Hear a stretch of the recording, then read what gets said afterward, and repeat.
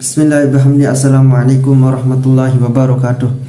Alhamdulillah, kembali lagi bersama saya di channel insyaallah yang diberkahi oleh Allah Subhanahu wa taala, yaitu channel Wahyu Del Al Mubarak. Nah, pada kesempatan ini saya mau mereksan, marilah kita mendengar seksama penjelasan Gus Baha masalah nanti dah tahu sendiri apa penjelasan beliau. Langsung saja, tidak berlama-lama, langsung saja kita lihat bersama-sama. Iya. Assalamualaikum warahmatullahi wabarakatuh. Selamat siang. Perkenalkan, saya Krisman Heriamsal, mahasiswa hubungan internasional. Senang sekali saya bisa menjadi bagian dari dialog kebangsaan menyongsong Ramadan. Ternyata sospol lagi ini. Saya tadi sudah cancel yang sospol. maaf. Jadi yang sudah kadung, ya udah. Terus silakan singkat aja, nanti yang satu sebelah sini. Terus saya mahasiswa non muslim dan saya mendapat banyak sekali insight dari beberapa penafsiran dari ayat Al-Quran tadi.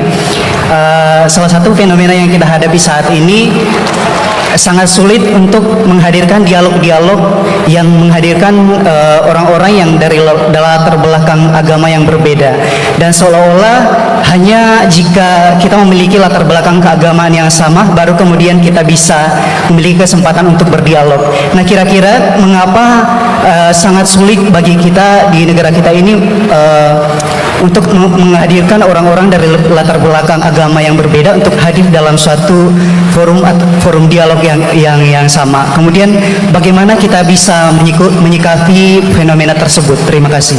Baik, terima kasih sekali, tepuk tangan. Ini pertanyaan yang sangat penting dan menarik. Kenapa sekarang antara yang muslim dan non muslim jadi sulit berdialog? Terus saya ngapresiasi pertanyaan dari mahasiswa non muslim tadi. Sebetulnya ketika negara ini berdiri itu ya dialek semua antar umat beragama, sehingga diputuskan yang penting itu berketuhanan. Maka yang ditolak oleh konstitusi kita adalah ateisme, komunisme. Saya membayangkan misalnya punya anak perempuan, diajak orang yang tidak beragama di tengah hutan misalnya, bunuh ya tidak takut Tuhan, merkosa tidak takut Tuhan, salah etika ya tidak takut Tuhan. Bandingkan kalau diajak yang beragama, pasti masih ada rambu-rambu, ada ini itu. Sehingga memang masalah betul ketika orang tidak berketuhanan itu. Jadi saya ingatkan Mas tadi, siapa tadi namanya? Yang non Irman saya, yang non muslim tadi itu. Dari HI. Siapa? Namanya siapa? Siapa? Kurang jelas. Siapa namanya?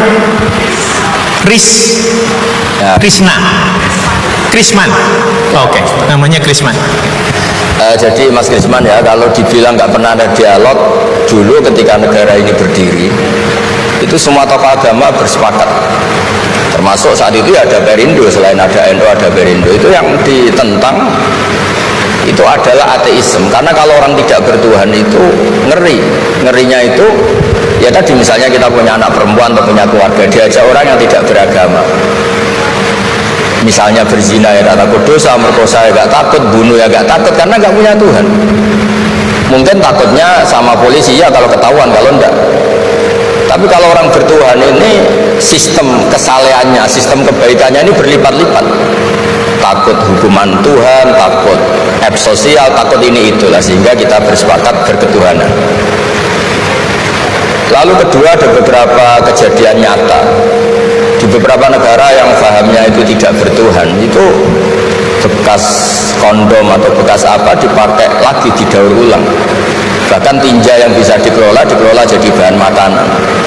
Kalau yang beragama tidak, termasuk mungkin di ilmu medis ini tidak wilayah saya, tapi saya cerita mungkin masalah-masalah kayak ya apa hal-hal yang menurut kita dilarang, menurut agama mereka enteng saja, misalnya bikin cadangan-cadangan organ tubuh dan sebagainya. Kalau beragama itu masih enak, aturannya jelas. Kalau nggak beragama itu repot. Alhamdulillah, bagaimana tadi setelah mendengarkan penjelasan dari Gus Baha masalah ateis, orang yang tidak beragama.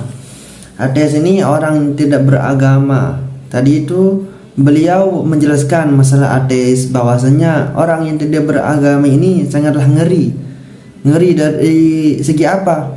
Nah, meskipun ngeri dari segi apa? Nah, sekarang beliau tadi itu mengatakan, seandainya saya mempunyai anak wanita, terus lalu diajak sama orang ateis ke dalam hutan, dia itu berbuat zina, tidak memikirkan Tuhan, karena dia tidak punya Tuhan. Dia buat ini itu, dia tidak memikirkan Tuhan. Makanya itu katanya Gus Bah tadi, ateis itu sangatlah ngeri. Nah, tadi penjelasan dari Gus Bah itu Masya Allah sangatlah hebat. Masalah pembahasan ateis, masalah pertanyaan yang diutarakan oleh siswa non muslim tadi itu. Nah, semoga apa yang kita dengar dari penjelasan beliau menjadi bermanfaat bagi kita semua. Semoga apa yang kita kerjakan diridhoi oleh Allah Subhanahu wa taala. Mungkin hanya ini. Wallahul muwaffiq wal hadi ila sabilir rasyad. Wassalamualaikum warahmatullahi wabarakatuh.